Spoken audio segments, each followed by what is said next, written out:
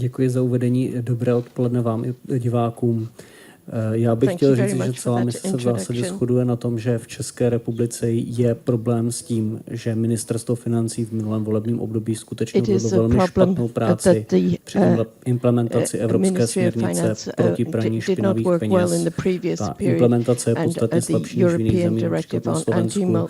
A to znemožňuje jednoduchou kontrolu propojenosti všech těch společností, které přijímají dotace. Zároveň je signifikantním způsobem podceněná pravomoc Nejvyššího kontrolního úřadu, takže takto propojené firmy může jenom velmi obtížně nebo vůbec kontrolovat. Zároveň bych tedy chtěl ještě za sebe i za všechny kolegy poděkovat všem státním úředníkům, kteří se s námi sešli. Velice si vážíme toho, že byli upřímní a mluvili otevřeně o tom, jaké problémy jsou, pokud tak činili. Jsem si vědom toho, že to bylo v mnoha případech obtížné, protože ministři, kteří jejich konání politicky směřují, se s námi bohužel neobtěžovali sejít a tuhle mnohdy nelehkou roli nechali na svých podřízených. They handed this role over to the officials. So now you heard all the colleagues, and we think that we really had a valuable fact-finding mission. I think I take with me round about 30 pages where I have written the informations on about possible problems in the administrative structures, about possible problems in the structures to identify conflicts of interest. We were debating either the situation of civil servants, if they are sometimes under political pressure, or if they have really the possibility to decide independently in the situation what they think that the legal situation is affording. I think we are returning to Brussels with a lot of informations and questions that we would put on the table and discuss together with the Commission and the controlling institutions. And we will keep contact to a lot of persons of state-related institutions or of private institutions, NGOs, and of media. What is of crucial importance for the European Parliament is the issue of rule of law, and a part of rule of law is media freedom. So the freedom of media really to have, and the possibility to have a free opinion without being under pressure is a very important issue for us. So in this area either we received certain informations that we will analyze, and I'm very thankful to all the journalists contributing to our meetings and contributing with their informations. I want to say that, or I would like to say that we are very open for everybody. And we are very transparent, and we try to do our work very seriously to the benefit of the Czech population, to the benefit of the whole European population. I want to make it very clear, we are not working against somebody, not against Czech population. We don't want to come as the Brussels super women and men knowing everything. No, we are just normal human beings and members being dedicated at doing our work in this budgetary control committee. So we are open to receive informations, open to discuss it, and at the end to propose perhaps changes that have to be done on the European level, and to share them, our proposals with the Commission, because at the end the Commission has to implement it if there is European legislation or if there are recommendations after the audit procedures. We will do the follow-up very seriously and thoroughly in our budget committee. Now you have the possibility to put questions, to have questions to the members. I would like to ask the journalists that they wait for the micro and then they introduce themselves, the name and the media. Prosím novináře, jestli by mohli počkat vždycky na mikrofon a představit se jméno a médium. So please wait for the microphone and introduce yourself if you wish to ask a z české question. televize, pak vidím Respekt a tady. Takže, Vláďo, nebo já podám tady.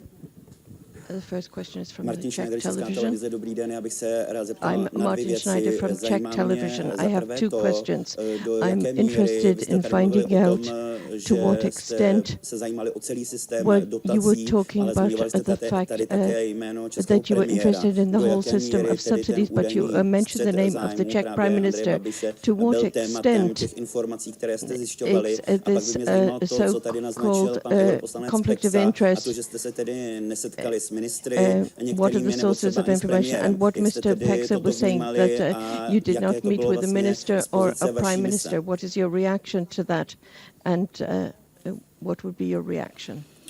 First, I would like to start with the conflict of interest.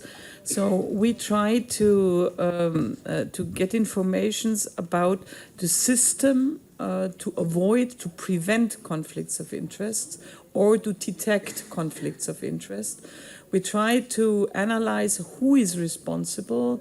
Are there responsible bodies? What is the line of responsibility in the administration? Because I was a former minister, so I know that spending EU funds means responsibility for a minister either. Ministers are responsible together to make proposals, legislative proposals, to make proposals about the programming, to be responsible for the implementation. At the end, to be responsible for a good functioning of the administration to distribute the money. So, in my personal point of view, we got the impression that this system to detect, to avoid, to prevent is not really working. This was an impression that we got in the first moment. Now we take our impressions with us, because we had a lot of partners talking with us about the system from the state side and from the private side. So our interest was not personally on the Premier Babiš, because if this is another minister or if this is another member of the parliament or another member of the administration, a system preventing conflict of interest must be valid for every person that is concerned by a possible conflict of interest. So we were interested in the prevention and in the detection of possible conflicts of interest, and if such a system is very efficient, very responsible, and is clearly structured. And there we have a lot of doubts. Secondly, in the informal channel, we had first the information that there would be a meeting with Premier Minister Babiš today at 12:30, and that we would have a meeting with the Minister for Agriculture. We received now 2 days ago, very shortly before our journey here to Prague, that they are not ready to talk to us. To make it short, because their work is not related to all our work that we have to do as Budgetary Control Committee. I have to say that such a reply we never received from no member state and no minister at all. Normally, ministers saying, we are sorry, we have a lot of appointments, or we have a lot of obligations, and there are a lot of things that we have to do, and we are very sorry that we have no time. But this was for the first time that we received such an answer. So there was not a surprise, but a little bit astonished we have been, yes. Další otázka byla z Respektu. The next question is from Respect. Kateřina Šafříková, Czech Weekly, Respect. I'll ask my question in English, so don't worry. First one is a follow-up on the first question, or the second question you answered. whether this fact-finding mission was different in any kind from the fact-finding missions you undertook in the past. If you were to single out what's different in the Czech Republic, if there was a thing that was a different apart from the answer of Prime Minister that you just mentioned. So that would be my first question. And my second question, I would ask Mr. Peksa and Mr. Zdechovský if they can describe in Czech language what would happen. I just understood. I mean, we all heard that you were injured, that you were aggressively attacked. So if you can maybe explain what happened exactly in Czech. Thank you. Že by se někdy chovaly úřady k nám jako ke kontmisi, takhle, jak se chovali v České republice. To chování určitě nebylo standardní a příprava té mise nebyla standardní. Opakovaně jsme čelili tomu, včetně Moniky Hohlmeierové, různým výhruškám a různým náznakům, že na tu misi nemáme jezdit. Monika to říkala mimochodem v rozhovoru pro Český rozhlas, takže to byly takové zvláštní okolnosti, kdy ke mně přišli kolegové z jiných politických stran a říkali mi, aby ta mise byla neutrální, ať nejezdíme, přestože jsem koordinátor výboru KONT a podobné mise prostě jezdím a jsem poměrně dost neutrální a známý v tom, že držím si tu neutralitu. A co se týká druhé vaší otázky, tak prostě se stalo to, co se stalo mi naposled na Slovensku, poté, co jsme jeli s misí KONT po vraždě Jana Kuciaka a to byly výhrušky. A ty výhrušky byly smrtí.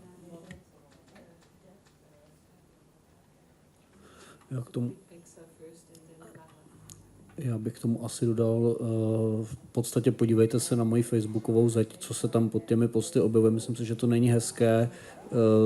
Myslím si, že to částečně bude i reakce na včerejší proslov pana premiéra směrem do zpravodajství TV Prima. Myslím si, že to bylo velice za čárou, to, co tam řekl o nás.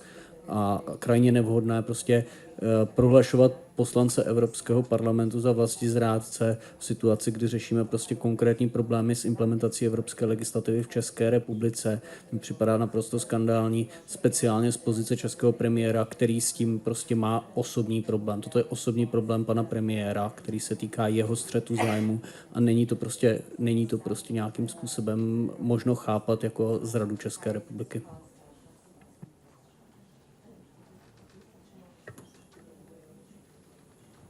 From my side, I just wanted to add that you asked what was different about this mission in relation to other missions. And Monica, correct me if I'm wrong, but I am not sure the Budgetary Control Committee has ever gone on a mission where they met with the Supreme Audit Office in a country and where the Supreme Audit Office then tells us that they were personally questioned and insulted by their Prime Minister. And if I may, what we heard was that Mr. Babiš has said that he totally disagrees with the findings of the Supreme Audit Authority and that the president of the authority does not have absolute monopoly on wisdom. I think that this is a novelty. I don't think that this is something that has happened in the past.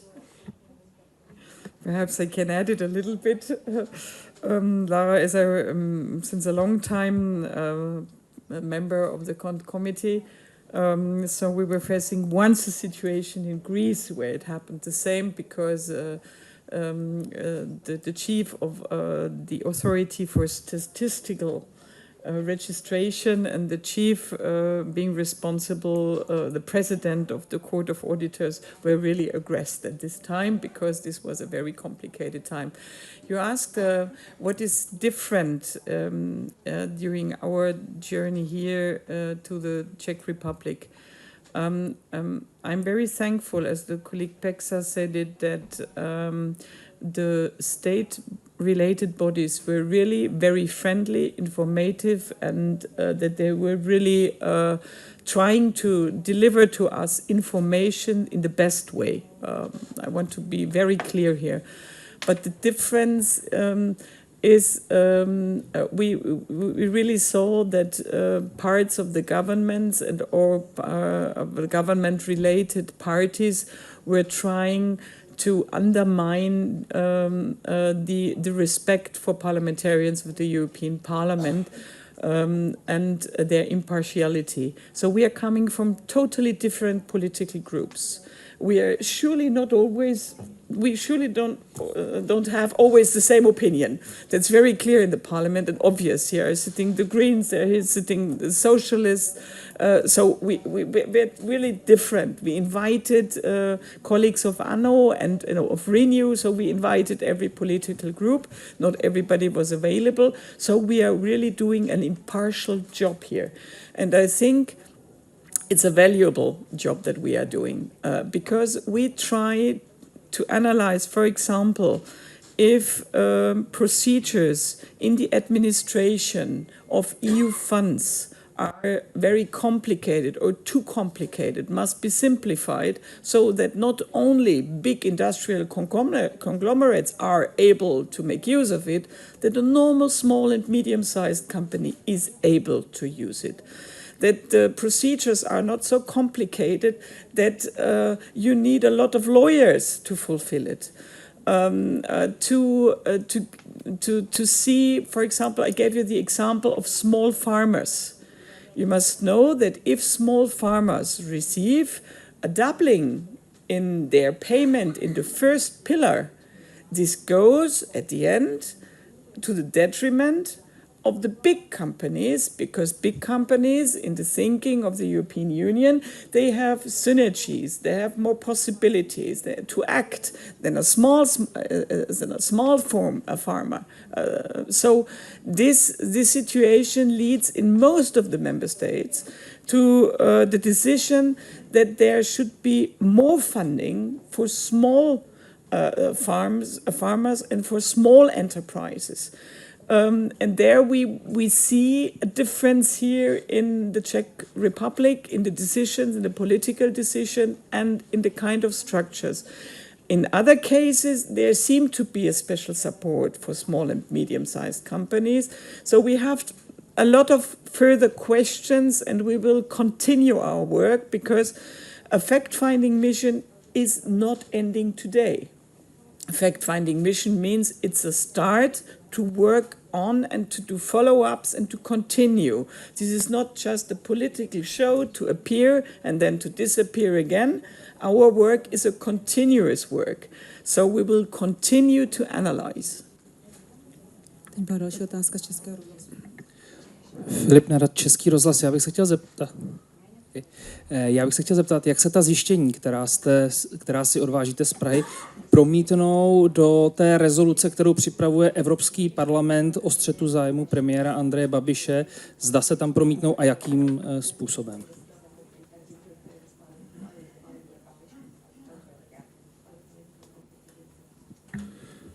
Thanks for the question. I was just gonna follow up on what Monika finished saying now. And then you asked that question.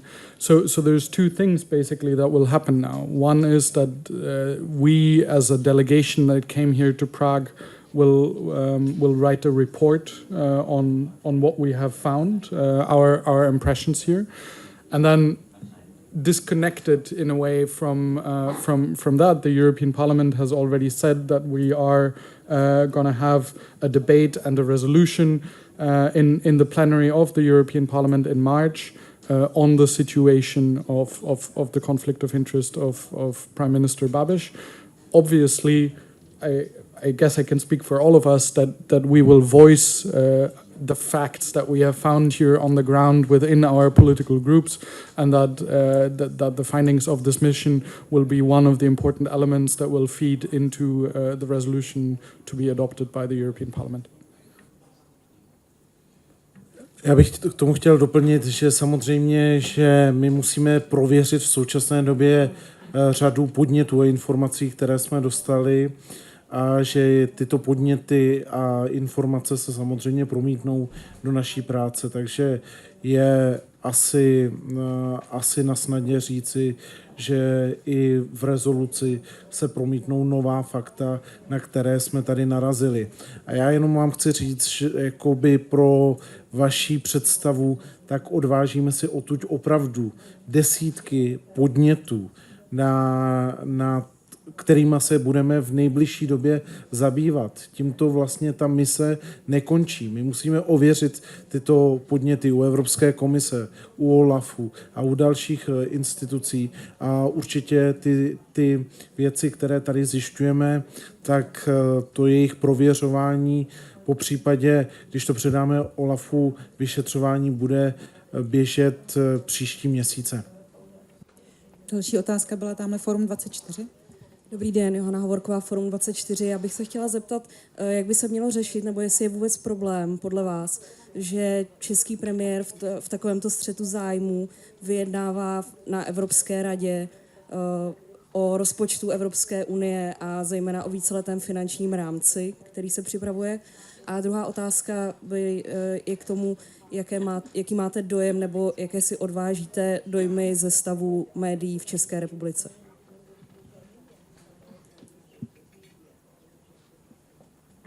First, the debate on the MFF. I want to make very clear that explicitly I'm stemming from Germany, so may I say some rumors that were sent that now I as German would like to bash the Czech Republic and the Czech population.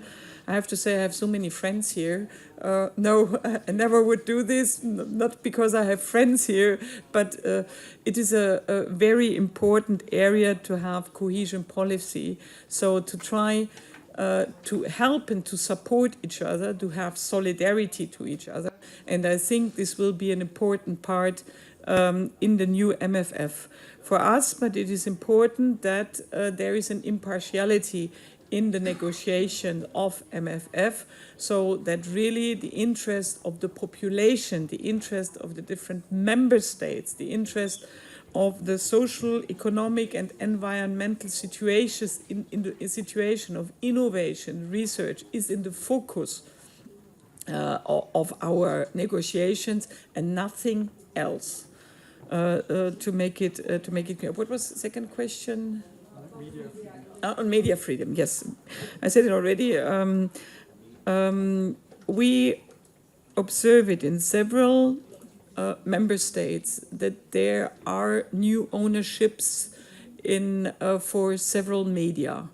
And we receive several informations that there is more pressure or not always an impartial information to all readers.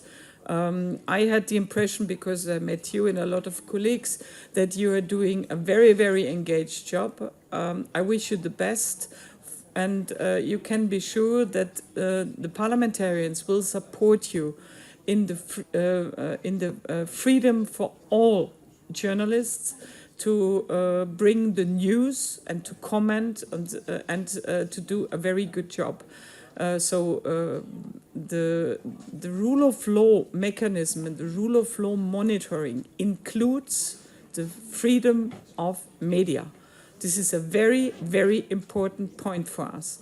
So there should be really an impartial and a very diverse picture of journalists and of media. This is really enriching every society and is an important control mechanism for politics either.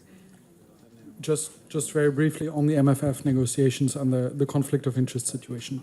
So as I said, the audit of the European Commission is ongoing, and I don't want to preclude the results of that. If it is found that there is a conflict of interest, then of course for someone to have a conflict of interest to be part of the MFF negotiations is unacceptable, and that needs to be resolved.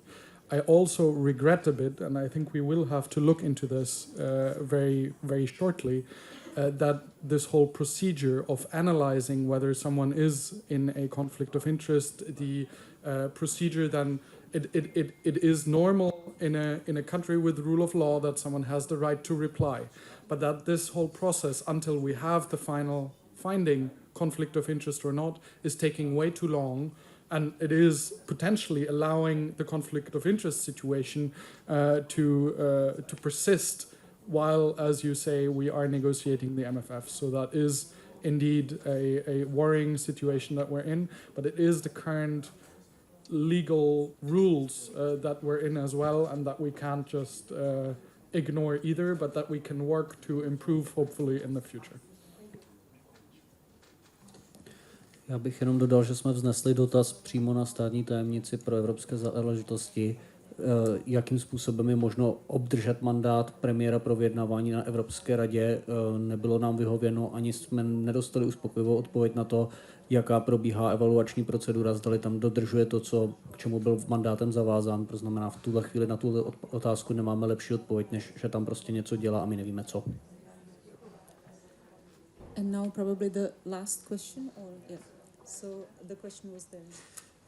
If I can just ask a question, I'm not a professional journalist, but I do contribute to a number of financial blogs, including for Akro Investiční společnost, which many of the Czech members of media here will be familiar with. We have very similar issues against the Czech state that you're facing today, very typical. I'd like to just highlight a couple of those issues. The first is, I don't know if you had the opportunity to look in detail at the activities of the Financial Analytical Unit of the Ministry of Finance. Now, this unit is responsible for investigating the legalization of criminal proceeds, including from subsidy fraud. While Minister Babiš was the Minister of Finance, it was under his remit. Now, it's quite, in my opinion, quite shocking that someone under investigation for subsidy fraud, his company, the company he founded, the recipient of substantial EU aid, should in fact have reporting to him the organisation which is potentially going to investigate him. And when you look even deeper, it gets even worse. It's a proverbial onion. It gets worse and worse. Not only was it, for example, suspicious transaction reports from the Czech Republic that would potentially go to that organisation, from other member states, including European Union organisations, would quite innocently send information that was potentially compromised by that institution. Sorry, I'm speaking here in front because is it okay? Because you don't have so much time. Sure. Yeah. So sorry. The second point I would like to make is we have similar challenges in relation to regulatory or state capture. State capture, because our investors were defrauded 20 years ago. I'm not going to mention the name, but an oligarch here, politically connected oligarch, has repeatedly been implicated. Not Mr. Babiš, I should say. But anyway, I'm pleased to say those investors did eventually get compensation for maladministration for the then regulator. We were. It's just an observation. We were then not able to distribute that compensation to our investors due to the activities of a state organisation. Then last year, a court in Prague 6 reviewed the statute of limitations, admitting only evidence from the state. All evidence we wanted to submit on behalf of our investors was deemed redundant without the judge even knowing what it might be. So this is, the influence of... Please be aware of this and don't be intimidated by them. Yes, it's true. Also, thank you very much for your remarks. I think that everybody here in this room agree with you, and this is why we are here, and we took a note. If you want to give us more information, we will give you our email, and you can send it through the emails. Also, thank you very much. And now the last floor to Madam Chair. I think that in the last days we received a lot of informations. I don't want to say similar, they were all different and concerning different situations. And we as a budgetary committee, we try to find then in our work in the next weeks and months the structures that are lying behind the problems. To try to solve them, but I may repeat myself in one area. Rule of law is something that is very, very important for us. Though the independence of justice is a very important area, and the separation of powers is another area that is very important. I want to thank everybody being here in the room. Listening to all our colleagues. As I was opening that my two colleagues were aggressed, I was aggressed before the journey. So I had a lot of knowledge about how extremists can write bad letters to members of parliament, trying to intimidating them to give a clear message. Our budgetary control committee will continue to work. We will continue to work based on facts. We will continue our work based on a lot of information that we will analyze, but with a very clear goal. We wish to contribute to effective administrative structures, to impartiality. We would like to contribute to the situation that, as I repeatedly said it, that the normal taxpayer is really guaranteed that we are taking care that this money is spent to the benefit of the population, of the whole member state. And this is why we are working here in this committee. And to try to contribute to a better situation in the Czech Republic is a further goal of us. And we will take all the informations to our parliament, and it will be introduced in our resolution either, because you were asking this. All the facts that we found out will be introduced into the resolution, and you can be sure that we will ask the Commission, call on the Commission to act on certain issues, because we think that it is necessary. You will see the resolution because it's open and public, and in the contrary of what some politicians here in the government were asking, that everything must be secret. We like transparent procedures, because transparent procedures are guaranteeing at the end that everybody knows what is going on, and that we can show what we are doing. And this is why we are sitting here. So we are doing a transparent work. We are talking to you, and we are delivering to you all our findings and even the resolution. And you will see that this budgetary control committee is really dedicated to contribute to a good situation in the Czech Republic and to the benefit of the Czech population. This is our major goal. Thank you very much. Děkujeme vám tady ještě jednou, že jste přišli, a jenom bych vás chtěla upozornit, že tisková zpráva v anglickém jazyce zatím jenom je u východu s vyjádřením tedy delegace k té misi, a česká tisková zpráva bude rozeslána pak v průběhu pozdního odpoledne. Děkuji.